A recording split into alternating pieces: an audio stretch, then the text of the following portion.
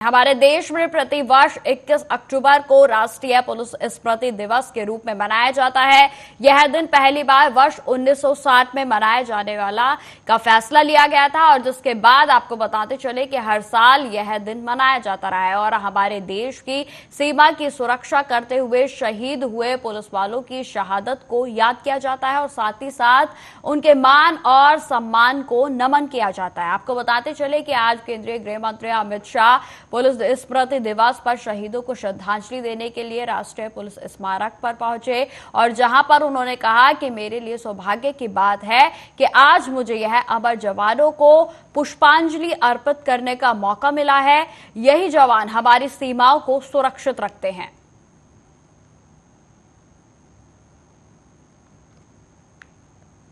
अपना सर्वोच्च बलिदान देने वाले सभी अलग अलग बल के जवानों को श्रद्धांजलि देने का कार्यक्रम आयोजित किया गया है।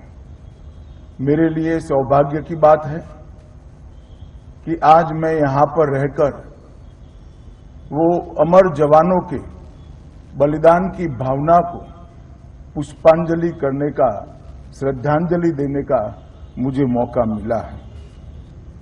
यही जवान है जो कश्मीर से लेकर कन्याकुमारी तक और कच्छ से लेकर किबुथु तक हमारी दूर सुदूर फैली हुई सीमाओं को सुरक्षित रखते हैं।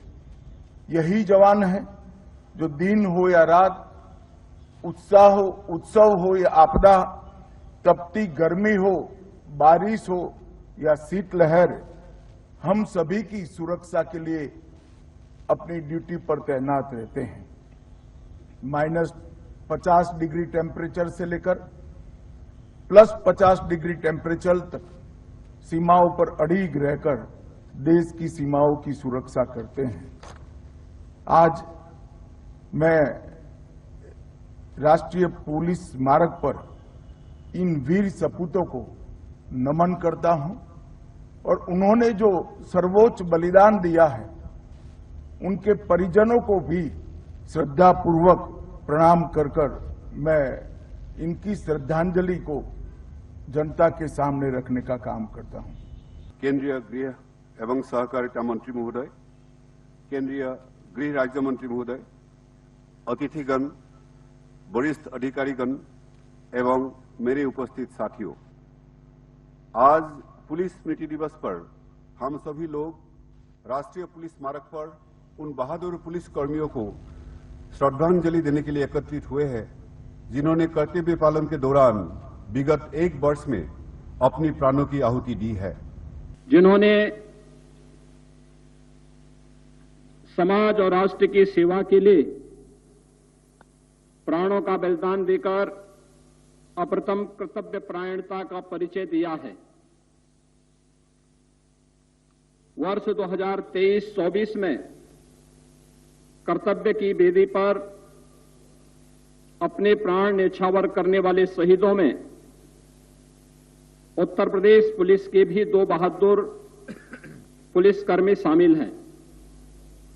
मैं इस अवसर पर सभी शहीद पुलिसजन को विनम्र श्रद्धांजलि अर्पित करता हूं। हमारे जाबांज पुलिस कार्मिकों का यह सर्वोच्च बलिदान हमें निरंतर कर्तव्य पथ पर पूर्ण निष्ठा, मनोयोग एवं दायित्व बोध के साथ आगे बढ़ते रहने की प्रेरणा देता रहेगा। शहीद पुलिसजन के परिवार के सदस्यों को मैं आश्वस्त करना चाहूंगा कि हमारी सरकार उनके कल्याण के लिए पूरी तत्परता के साथ प्रतिबद्ध है। पुलिसजन अत्यंत कठिन परिस्थितियों में भी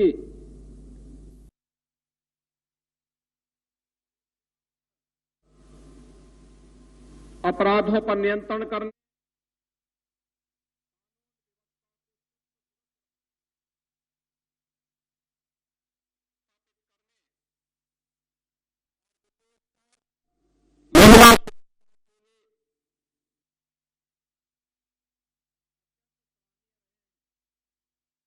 बताते चले कि आज देश भर में पुलिस स्मृति दिवस पर तमाम नेता और अभिनेताओं के द्वारा आज जो भी हमारे पुलिस के जवान शहीद हुए हैं उन्हें नमन किया जा रहा है, उन्हें श्रद्धांजलि अर्पित की जा रही है। और जिसमें कि आपको बताते चले कि उत्तराखंड के सीएम पुष्कर सिंह धामी के द्वारा भी देहरादून में पहुंचकर पुलिस स्मृति दिवस पर श्रद्धांजलि अर्पित की गई। और जिसमें कि ये तस्वीरें हम आपको दिखा रहे हैं छत्तीसगढ़ के मुख्यमंत्री की, जिसमें कि विष्णुदेव साय के द्वारा भी श्रद्धांजलि अर्पित की गई। और देश भर में तमाम नेताओं के द्वारा आज पुलिस स्मृति दिवस पर उन सभी वीर सपूतों को और शहीदों को नमन किया जा रहा है, जिनकी वजह से हमारी जो सीमाएं हैं वो सुरक्षित रहती है और लोगों के बीच सौहार्द और शांति का माहौल बना रहता है।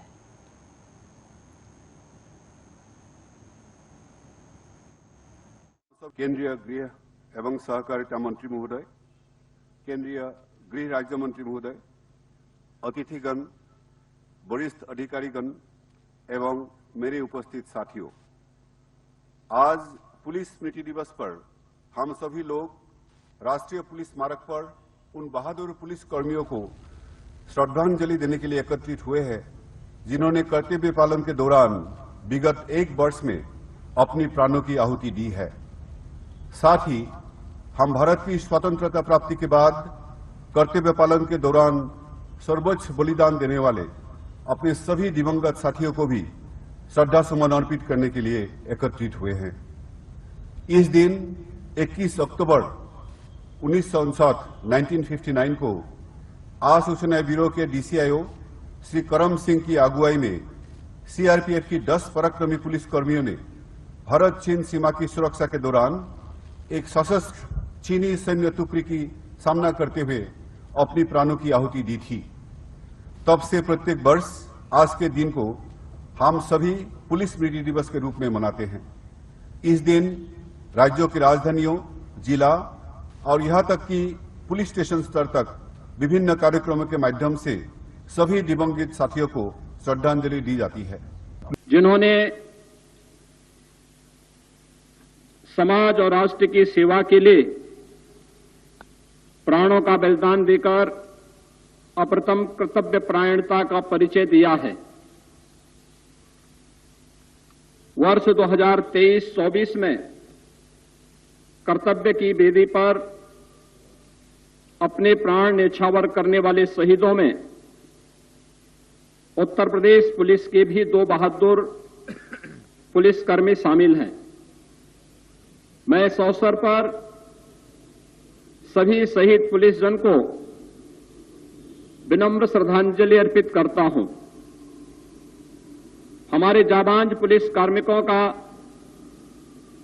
यह सर्वोच्च बलिदान हमें निरंतर कर्तव्य पथ पर पूर्ण निष्ठा, मनोयोग एवं दायित्व बोध के साथ आगे बढ़ते रहने की प्रेरणा देता रहेगा। पुलिस स्मृति दिवस 21 अक्टूबर हमारे पुलिस और सुरक्षा बलों के शौर्य, पराक्रम, बलिदान, देश प्रेम, सजगता और इतिहास से जुड़ी हुई तारीख है। इस तारीख की पृष्ठभूमि में 21 अक्टूबर 1959 का वह दिन है जब भारत तिब्बत सीमा पर लद्दाख में तैनात केंद्रीय रिजर्व पुलिस बल की 3री बटालियन के मात्र 21 जवानों ने एक बहुत बड़े चीनी दस्ते का अदम्य साहस और पराक्रम के साथ मुकाबला किया था। इस दस्ते पर चीनी दस्ते ने घात लगाकर हमला किया था। केंद्रीय रिजर्व पुलिस बल के 10 जवानों ने मातृभूमि की रक्षा करते हुए अपने प्राण न्यौछावर कर दिए थे। इस तरह यह स्मृति दिवस पुलिस और सुरक्षा बलों के योगदान का स्मरण करने और उन्हें नमन करने का दिन भी है। यह दिन पुलिस और सुरक्षा बलों की महान परंपराओं को आगे बढ़ाते रहने का संकल्प लेने का भी दिन है। याद करते हैं जिन्होंने अपने प्राणों का परवाह न करते हुए देश की और समाज की सेवा करते हुए अपने जो वीर गति को प्राप्त हुए हैं। ऐसे मौके पे उत्तर प्रदेश शासन और माननीय मुख्यमंत्री जी ने सभी अराजपत्रित अधिकारियों के मनोबल को बढ़ाए रखने के लिए बहुत सारी घोषणाएं की हैं, जिसमें बहुत वर्षों के बाद वर्दी भत्ता में भी बढ़ोतरी की गई, बैरक अलाउंस जो कुछ लोग बाहर रहते थे बैरक अलाउंस में भी वृद्धि की गई है, खेल की जो निधि थी उसमें भी बढ़ोतरी की गई है, जिससे कि अधिक से अधिक खिलाड़ी जो हम लोग कुशल खिलाड़ियों की भर्ती कर रहे हैं तो उस धनराशि में भी बढ़ोतरी की गई है, जिससे ज्यादा से ज्यादा पदक हमारे साथी विभिन्न गेम्स में लेके आए। आपने देखा होगा कि यहाँ जो ओलंपियंस हैं उनको डायरेक्ट डिप्टी एसपी के रैंक तक भी भर्ती दी गई शासन के द्वारा। ये माननीय मुख्यमंत्री जी की जो विशेष कृपा है या उनका जो पुलिस के प्रति प्रेम है ये दर्शाता है। इसके अतिरिक्त जो हमारी बहुमंजिली इमारतें बन रही हैं उसमें 11 मंजिल तक की इमारतें बन रही हैं, उसमें लिफ्ट का प्राविधान किया गया है, लेकिन उस लिफ्ट का कैसे मेंटेनेंस आने वाले वर्षों में होगा इसका कोई प्राविधान नहीं था। तो उस संबंध में भी एक कॉर्पस धनराशि दिया गया है जो कि जिससे कि वो सारी चीजें मेंटेन की जाएंगी और उसके रख रखाव में उसको उपयोग में लाया जाएगा, जिससे कि अगर कोई भी वृद्ध आदमी या 11वीं मंजिल तक लोग रहते हैं, परिवारीजन रहते हैं, तो उनको किसी तरह की कोई असुविधा न हो। खबरों में आगे बढ़ते हैं। उत्तराखंड के मुख्यमंत्री पुष्कर सिंह धामी ने लाल कुआं बांद्रा टर्मिनस एक्सप्रेस को वर्चुअल माध्यम से हरी झंडी दिखाकर रवाना किया। उत्तराखंड के मुख्यमंत्री पुष्कर सिंह धामी ने इस मौके पर कहा कि इस लाल कुआं बांद्रा एक्सप्रेस ट्रेन से संचालन से लोगों को आसानी से यात्रा करने का विकल्प मिलेगा और साथ ही साथ उनके समय की भी बचत होगी। आगे उन्होंने कहा कि प्रधानमंत्री नरेंद्र मोदी के नेतृत्व में भारत की रेल स्वर्णिम युग की ओर बढ़ रही है। आज लाल कुआं से बांद्रा ट्रेन का संचालन का जो स्वप्न था, हम लोगों की बहुत लंबे समय से जो मांग थी वो मांग पूरी हुई है। इस अवसर पर मैं आप सभी को बहुत बधाई देता हूं, बहुत शुभकामनाएं देता हूं। साथ ही इस रेल के संचालन के लिए जिसके कारण से हमारे मुंबई से उत्तराखंड आने वाले, कुमाऊं क्षेत्र में आने वाले, हल्द्वानी, अल्मोड़ा, पिथौरागढ़ आसपास के क्षेत्रों में बहुत सारे लोग जो यहाँ से जिनका घर है, यहाँ आना जाना होता है, उनके लिए भी बहुत सुविधा हुई है। मैं इसके लिए आदरणीय प्रधानमंत्री जी का और आदरणीय रेल मंत्री जी का दिल से आभार प्रकट करता हूँ। भाइयों बहनों, इस रेल के संचालन से लाल कुआं बांद्रा एक्सप्रेस के रामपुर, मुरादाबाद, गाजियाबाद, हजरत निजामुद्दीन, मथुरा, सवाई माधोपुर, कोटा, बड़ोदरा, सूरत आदि रेलवे स्टेशनों से जुड़े लोगों को यात्रा करने का आसानी से विकल्प भी मिलेगा और उनका समय भी बचेगा। जहां तराई के लोगों को भी इससे काफी मदद मिलेगी। ये सेवा कैची धाम, जागेश्वर, हमारे जो आज बहुत ही धार्मिक स्थान हैं, उन स्थानों के लिए भी दर्शन करने वाले जो पर्यटक हैं, श्रद्धालु हैं, उन सभी को यातायात का एक बेहतर विकल्प उन सबको देने वाली है, विकल्प मिलने वाला है। आज प्रधानमंत्री जी के नेतृत्व में भारत की रेल स्वर्णिम युग की ओर हम बढ़ रहे हैं और 2014 के बाद से भारतीय रेल के एक नए रूप में हमारे सम्मुख है। और पिछले साल जब माननीय प्रधानमंत्री जी ने बहुत सारे अमृत हमारे भारत रेलवे स्टेशनों का पुनर्निर्माण और नवनिर्माण का देश के अंदर एक साथ लोकार्पण शिलान्यास किया था, तो उस दिन हमारा लाल कुआं रेलवे स्टेशन भी उसमें से एक था। आज आत्मनिर्भरता और आधुनिकता के प्रतीक चिन्ह के रूप में जो वंदे भारत जैसी मेड इन इंडिया ट्रेनें रेल नेटवर्क का हिस्सा बन रही हैं। अब इस ट्रेन की मांग अन्य देश भी कर रहे हैं। आज दुनिया हमारे इस ट्रेन के मॉडल को प्रधानमंत्री नरेंद्र मोदी के द्वारा कई विकास परियोजनाओं के लोकार्पण एवं शिलान्यास समारोह में मध्य प्रदेश के मुख्यमंत्री मोहन यादव के साथ साथ उप मुख्यमंत्री राजेंद्र शुक्ल, प्रभारी मंत्री प्रहलाद पटेल भी शामिल हुए। मध्य प्रदेश के मुख्यमंत्री मोहन यादव ने कार्यक्रम को संबोधित करते हुए कहा कि 2003 से पहले हमारे पास केवल 5 मेडिकल कॉलेज थे, लेकिन आज सरकारी स्तर पर यह बढ़कर 14 हो गए हैं और 2 साल में यह बढ़कर 37 हो जाएंगे। लगा लो मेडिकल कॉलेज, हमारे यहाँ मेडिकल कॉलेज ये 2003 के पहले केवल 5 मेडिकल कॉलेज थे। अब कहां 1947 और मध्य प्रदेश बना 1956, केवल 5 मेडिकल कॉलेज। और आज हमारे पास वर्तमान में सरकारी स्तर पर राजेंद्र जी कितने मेडिकल कॉलेज हुए? 14 और 3 17। आप बताओ कि 5 से 14 ये हो गए और 12 का अलग से टेंडर लगा है, तो 17 और 12 29 और 8 अलग बन रहे हैं, तो 29 और 8 सब मिलाकर के 37 मेडिकल कॉलेज 2 साल के अंदर होने वाले हैं। ये हमारी सरकार के काम। एक तरफ इनका काम, जैसे ना कोई सड़क, ना कोई बस अड्डा, ना कोई रेलवे स्टेशन, ना कोई एयरपोर्ट की तो कल्पना ही करना मुश्किल है। ये सिवाय झूठ बोल के बेवकूफ बनाने के कांग्रेस और उनकी पूर्ववर्ती सरकार ने लगातार जिस प्रकार से काम किया है, और आज भी वही काम है, उससे बदल नहीं रहे। अरे भाई 5 साल है अभी, आप शांति पुष्टि रखो। आपको जनता ने आदेश नहीं दिया, जनादेश भाजपा को मिला है। हम लगातार विकास के काम कर रहे हैं। अभी भी जोर से बोलो, झूठ बोलो, वो झूठ बोल के भाग जाओ। लगातार जिस प्रकार से बातें कर रहे हैं, विकास का कोई विजन नहीं। अरे आओ, जिस दिन चुनाव होगा उस दिन निपट लेंगे। आज बताओ, विकास के मामले में 5 साल तो आपको घर बैठना ही है, क्योंकि इतने वोट मिले बीजेपी को, इतने प्रकार से जिताया है। आप बताओ, 163 की जीत, जोरदार ताली बजाओ। ये किसको कहते हैं 163?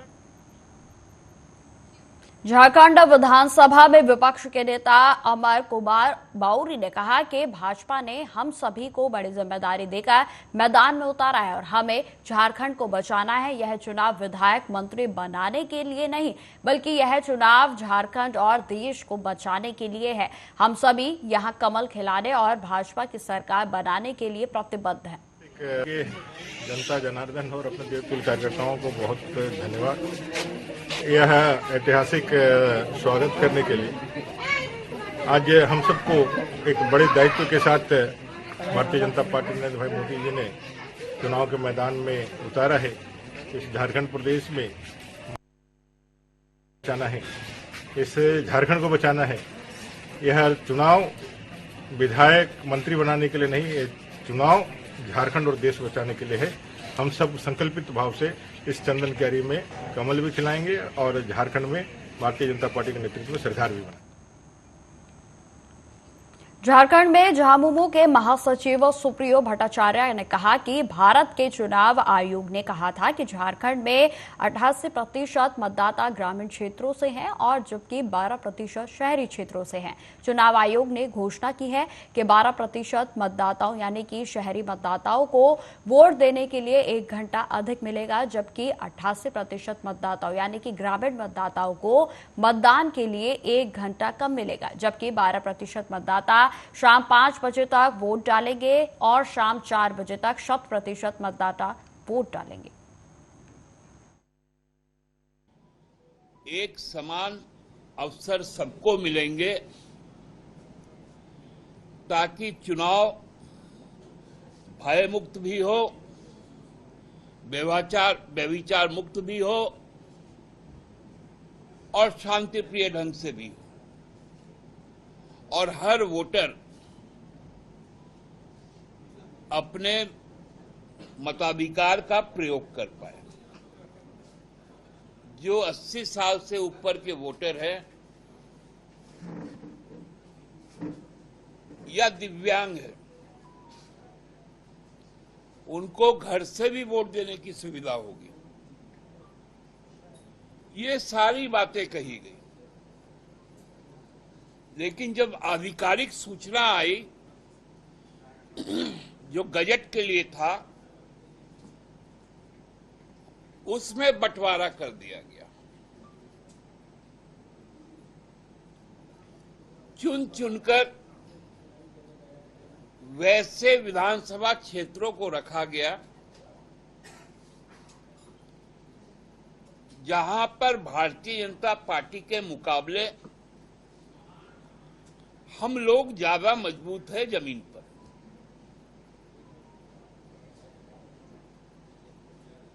उन जगहों पर